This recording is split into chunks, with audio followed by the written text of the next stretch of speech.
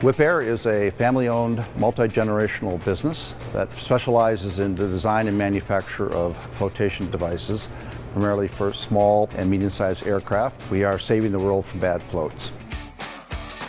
Prior to our Epicor implementation, we were running about 7 disparate systems. Our primary focus for the implementation of Epicor was to unify all of those systems into a single source of information. By deploying Epicor, it focused us on what we needed out of the system. Therefore, we were able to clarify the data. We were able to agree on what metrics were important to capture and operate. We've achieved more real-time access to information. Rather than relying on printed or emailed reporting that is instantly outdated, real-time information becomes highly accessible. We chose to deploy into the cloud because it gave us additional flexibility and cost savings. We no longer had to maintain any servers or any on-premise equipment. The cloud environment also gives us a high level of availability from virtually anywhere.